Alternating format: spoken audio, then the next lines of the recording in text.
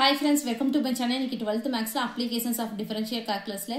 Example 7.19 da paakaporom. Compute the values of C satisfied by the Rolle's theorem for the function f of x is equal to x squared into 1 minus x the whole square.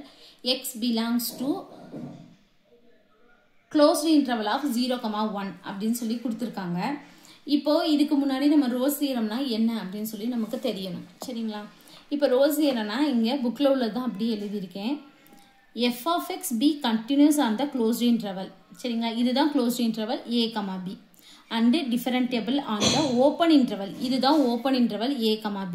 If f of a is equal to f of b, then there is at least one point C belongs to a, b. C ஓட value வந்து நமக்கு வருமா? அந்த value வந்து ஒரு point ஆவது a, b ல இருக்கணுமா?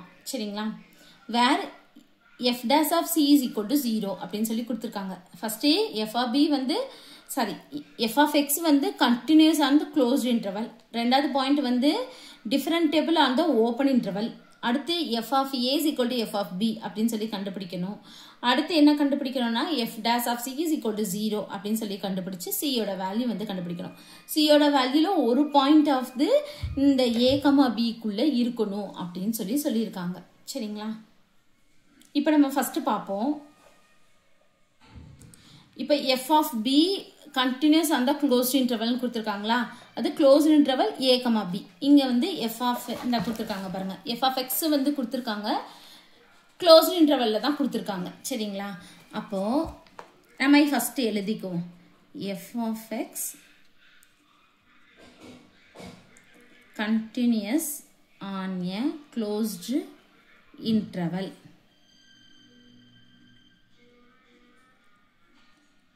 0,1 இதுதான் a, இதுதான் b.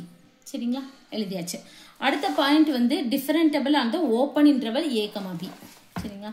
அடுத்து நம்ம எழுதிக்குவோம் f of x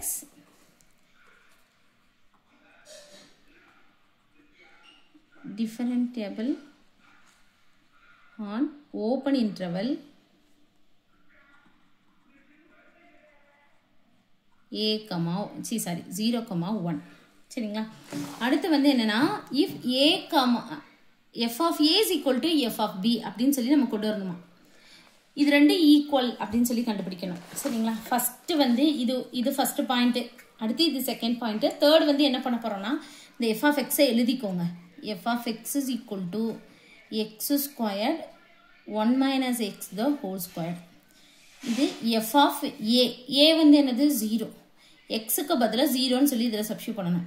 அப்ப 0 squared 1 minus 0 the whole squared. அப்ப f of 0 வந்து 0 தான். அடுத்து f of b அப்படின்றது இந்த இடத்துல 1. f of 1 வந்து கண்டுபிடிக்க போறோம். இது 1 squared 1 minus 1 the whole squared. அப்ப நமக்கு என்ன வரும்? இதுவும் 0 தான். f of 1 வந்து 0 தான். அப்ப f of 0 is equal to f of 1. இதுவும் சேமா வந்திருக்கனால நம்ம இப்படி எழுதிக்கலாம். அப்ப f of a is equal to f of b. இது வந்து satisfy ஆயிருச்சு. சரிங்களா? அடுத்து வந்து என்னன்னா f dash of c is equal to 0 அப்படினு சொல்லிட்டு நம்ம நாலாவது இது.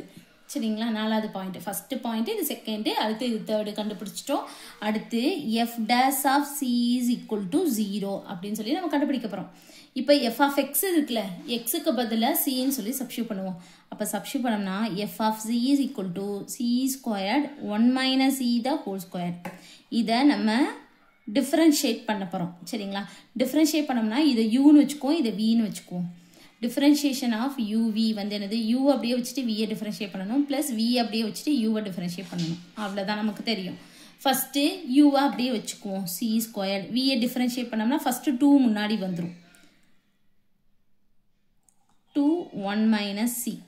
திருப்பி வந்து இந்த 1 minus c யை டிஃபரன்ஷியேட் பண்ணோம்னா -1. சரிங்களா? அடுத்து plus 1 minus c the whole square அப்படியே வச்சுக்குவோம். u வை டிஃபரன்ஷியேட் பண்ணோம்னா 2c equal to 0. இப்போ இதுல ஏதாவது இப்போ ஃபர்ஸ்ட் நம்ம என்ன பண்ணனும்னா இந்த 2c squared மைனஸ் போட்டுக்குவோம். சரிங்களா? -1 இருக்குல, -1 into 2 -2 -2c squared 1 minus c plus 1 minus c the whole square into 2c is equal to 0. இது எதெல்லாம் காமனா இருக்குன்னு பார்ப்போம். 2 இருக்கு, c இருக்கு, 1 minus c இருக்கு.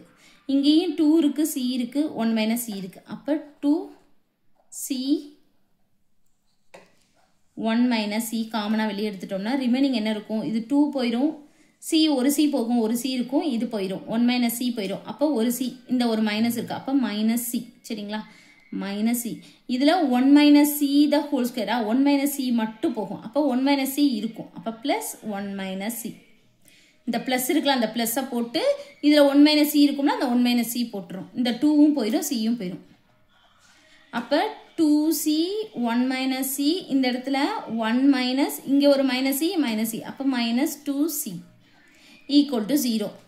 இந்த மாதிரி இருந்தா நம்ம factorization என்ன பண்ணுவோம்? 2c is equal to 0, 1 minus c is equal to 0, 1 minus 2c is equal to 0, தனித்தனியா 0 பண்ணுவோம்ல, 0 பண்ணி c யோட வேல்யூ வந்து நம்ம கண்டுபிடிச்சுக்குவோம்.